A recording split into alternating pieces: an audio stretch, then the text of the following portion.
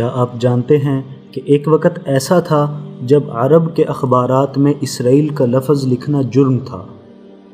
یوں سمجھ لیں کہ عرب کے لیے اسرائیل کا لفظ ایک گالی تھا۔ یہ قصہ اس وقت شروع ہوا جب سعودی عرب کے پہلے بادشاہ شاہ عبد العزیز کو پتہ چلا کہ یہودی عرب ممالک میں یعنی فلسطین کے قریب پوری دنیا سے آ کر آباد ہو رہے ہیں، اور اس میں یہودیوں کے دوست امریکہ اور برطانیہ کا بڑا ہاتھ ہے۔ تو شاہ عبد العزیز فوراً امریکہ کے صدر کے پاس پہنچے اور انہیں پوچھا کہ عرب نے آخر یہودیوں کا کیا بگاڑا ہے؟ ان پر ظلم ہٹلر نے کیا ہے، جبکہ ہٹلر جرمن تھا اور عیسائی تھا، لہٰذا یہودیوں کو جرمنی سے کچھ جگہ دی جائے، نہ کہ عرب سرزمین میں جس کے رہائشی مسلمان ہیں۔ آخر یہودیوں کو عرب سرزمین کیوں الاٹ کی جا رہی ہے؟ بالآخر امریکن پریزیڈنٹ نے سعودی شاہ کو یقین دلایا کہ اسرائیل کے مستقبل کا فیصلہ عربوں کی مرضی کے بغیر نہیں ہوگا۔ سعودی شاہ مطمئن ہو گئے۔ معاملہ سارے کا سارا حل ہو جاتا اگر امریکن صدر روز ویلڈ ہی رہتے، کیونکہ وہ عوام کے پسندیدہ لیڈر تھے اور پولیو کی بیماری کا بھی شکار تھے۔ اس بیماری کے باوجود وہ صدر مملکت کا عہدہ یا فرض بہت ذمہ داری سے نبھا رہے تھے۔ ساتھ ہی ورلڈ وار 2 میں وہ اپنی قوم اور فوج کی قیادت کر رہے تھے، اور امریکہ یہ جنگ جیت رہا تھا، اس لیے عوام کے دل میں گھر کر گئے تھے۔ بدقسمتی یہ تھی کہ صدر روز ویلڈ کو ایک خطرناک بیماری لاحق تھی جس کا ذکر عوام کے سامنے نہیں کیا جا رہا تھا۔ بالآخر اسی بیماری کے شکار ہو کر صدر روز ویلڈ دوران صدارت ہی انتقال کر گئے۔ اب پھر عرب اور اسرائیل کا معاملہ ایک نیا محاذ بننے والا تھا۔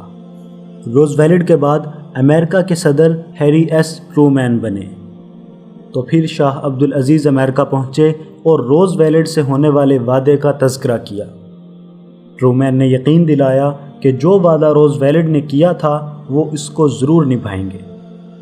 شاہ عبد العزیز پھر مطمئن ہو گئے۔ اس وقت سعودی عرب کے وزیر خارجہ شاہ عبد العزیز کے چہیتے بیٹے شاہ فیصل تھے، جن کے نام پر اسلام آباد میں فیصل مسجد بنوائی گئی اور فیصل آباد کا نام لائل پور سے تبدیل کر کے فیصل آباد رکھا گیا۔ عرب اسرائیل کے اس سارے معاملے کو شاہ فیصل ہی ہینڈل کر رہے تھے۔ اب امریکہ نے یہ وعدہ اقوام متحدہ میں نبھانا تھا۔ دراصل بات یوں ہے کہ نومبر 1947 کو اقوام متحدہ کی جنرل اسمبلی میں ووٹنگ ہونا تھی، یعنی اقوام متحدہ کے رکن اسرائیل کے قیام کے حق میں یا اس کے خلاف ووٹ دیں گے۔ اس وقت پاکستان اور بھارت دونوں نے اسرائیل کے قیام کے خلاف ووٹ دیا اور اس کو ایک عرب ممالک کے خلاف سازش قرار دیا۔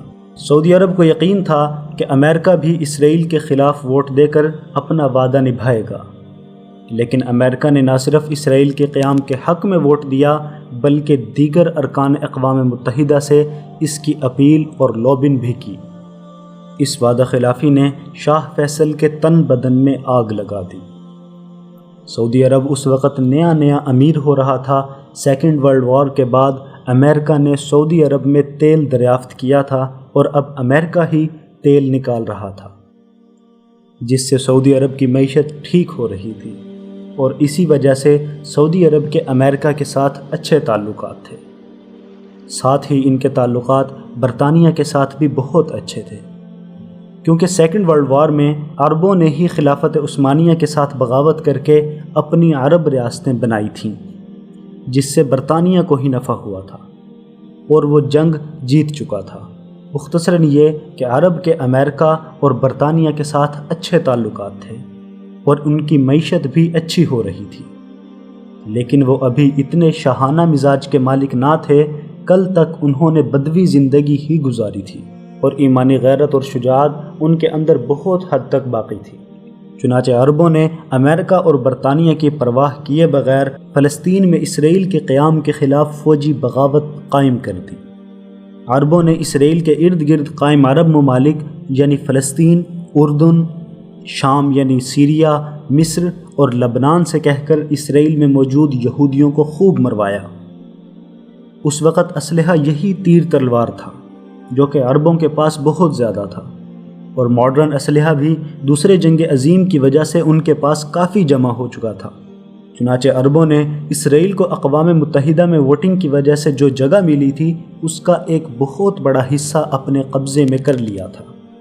لیکن یہاں ایک تاریخی ڈیولپمنٹ ہوا کچھ یوں کہ وہ یہودی فوجی جنہوں نے فرسٹ اور سیکنڈ ورلڈ وار لڑی تھی اور جو جنگ کے عادی تھے، حالات کے پیچ و تاب سے واقف تھے، وہ سب کے سب پوری دنیا سے نکل کر اسرائیل میں آ کر آ بسے۔ یہودیوں کو صدیوں بعد اپنا ملک ملنے کی آس تھی، چنانچہ انہوں نے بہت پلاننگ کے ساتھ جنگ کی۔ یہودیوں نے نہ صرف اپنے چھینے ہوئے علاقے واپس لیے بلکہ وہ فلسطین میں بھی گھس گئے۔ 1948 کو اس جنگ میں پاکستان سعودی عرب کے ساتھ تھا، لیکن اسرائیل اس جنگ کو جیت گیا۔ مطلب یہ ہے کہ عربوں کا جو ارادہ تھا کہ اسرائیل کو ختم کر دیں گے، وہ اس پر پورے نہ اترے۔ بالآخر جولائی 1948 کو امن معاہدہ ہوا کہ طرفین سے کوئی بھی دوسرے پر حملہ نہیں کرے گا۔ یہ صلح نہیں ہوئی تھی بلکہ صرف اس معاہدے پر دستخط ہوئے تھے۔ پھر دسمبر 1948 میں سیریا یعنی شام میں عرب لیگ کا ایک دفتر بنا، جس میں تمام عرب ممالک نے یہ طے کیا کہ وہ اسرائیل سے کوئی خرید و فروخت کبھی نہیں کریں گے، بلکہ یہ بھی طے کیا کہ اگر کوئی ملک یا کمپنی اسرائیل سے خرید و فروخت کرے گی یا اپنا مال سپلائی کرے گی تو عرب اس ملک یا اس کمپنی کا بھی بائیکاٹ کریں گے۔ یعنی آپ اندازہ لگائیں کہ چند دہائیوں پہلے عرب کی اسرائیل کے ساتھ کس قدر نفرت تھی۔ اب اسی عرب لیگ کے دفتر میں کارکنوں کی یہ ڈیوٹی تھی کہ وہ اس بات کا پتہ لگائیں کہ کس کمپنی کا اسرائیل سے لین دین ہے اور پھر اس کمپنی کی پروڈکٹس کو عوامی اور ملکی سطح پر بین کروائیں۔ اسی دوران میک ڈونلڈز، کوکا کولا اور پیپسی اور دیگر کئی کمپنیاں عرب ممالک میں اور پاکستان اور دیگر اسلامی ممالک میں یکے بعد دیگرے بین ہوتی چلی گئیں۔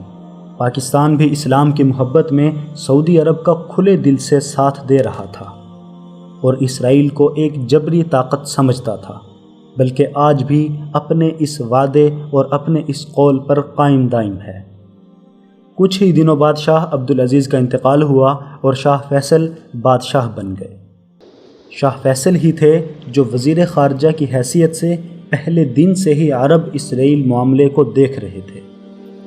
اب شاہ فیصل وزیر خارجہ نہیں تھے بلکہ اب وہ امت مسلمہ کے ایک عظیم لیڈر تھے اور ساتھ ہی سعودی عربیہ کے ایک طاقتور بادشاہ بن چکے تھے، اور ان کے پاس ایک ایسا تالا تھا جسے لاک کر کے وہ یورپ اور امریکنز کی نیندیں حرام کر سکتے تھے، اور وہ تالا پیٹرول کا تالا تھا۔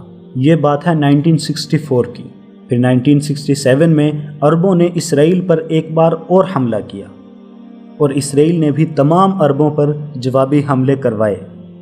پاکستان بھی اس جنگ میں مکمل طور پر اسرائیل کے خلاف عربوں کی طرف سے لڑ رہا تھا، بلکہ اس جنگ میں پاکستانی پائلٹ سیف العظم نے ہی اسرائیل کے 4 طیارے بیک وقت مار گرائے تھے۔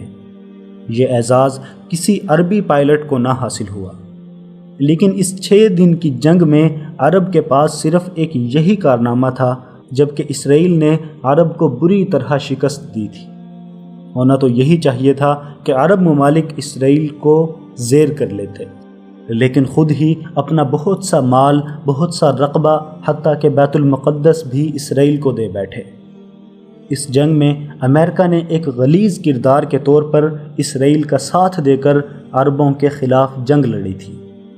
حالانکہ امریکہ عربوں کا حامی تھا، لیکن پھر بھی اسرائیل کا ساتھ دینے لگا تھا۔ شاہ فیصل کو امریکہ کا 1948 کا غلیظ کردار بھی یاد تھا، جب امریکہ نے اسرائیل کے قیام کے حق میں نہ صرف ووٹ دیا تھا بلکہ اپیل اور کمپین بھی چلائی تھی۔ یعنی اب امریکہ عربوں کی نظر میں ایک غدار کی حیثیت رکھتا تھا۔ عربوں میں اس شکست کی وجہ سے انتقامی آگ بھڑک رہی تھی۔ چنانچہ پھر عرب ممالک اکٹھے ہوئے اور 6 سال تک جنگ کی تیاری کی۔ پھر 1973 میں عرب نے اسرائیل کے ساتھ جنگ کی اور اس جنگ میں بھی عرب شکست کھا گئے۔ اس جنگ کی ابتدا میں عربوں نے اسرائیل کو مکمل طور پر گھیر لیا تھا اور اسرائیل کو اپنی موت نظر آتی تھی۔ لیکن امریکہ نے اسرائیل کی مدد کی اور اسرائیل یہ جنگ بھی جیت گیا۔ شاہ فیصل امریکہ کی اس غداری پر تل ملا اٹھے اور انہوں نے برطانیہ اور امریکہ کا تیل بند کر دیا۔ نہ صرف ان کا بلکہ جاپان اور ہالینڈ کا بھی تیل بند کر دیا تھا۔ اس تیل بندی کے ساتھ ہی ان تمام ممالک کے اور خصوصاً امریکہ کے چھکے چھٹ گئے۔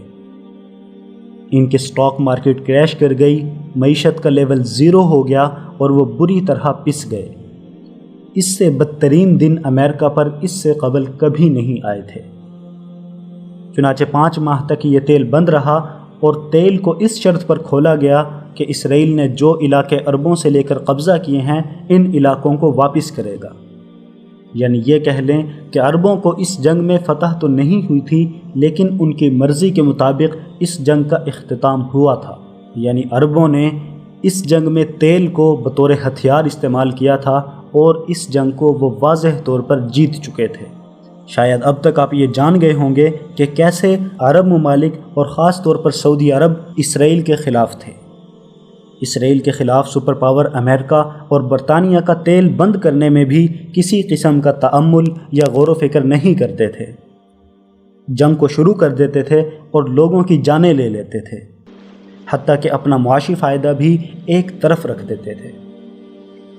لیکن آخر کیا وجہ ہے کہ سارے عرب ممالک لائن میں لگے ہیں اور اسرائیل کو تسلیم کر رہے ہیں، جبکہ سعودی عرب میں اسرائیل کا ایک پورا شہر نیوم سٹی آباد ہو رہا ہے، جو کہ دنیا کا اعلیٰ ترین ٹیکنالوجی پر بیس شہر ہوگا؟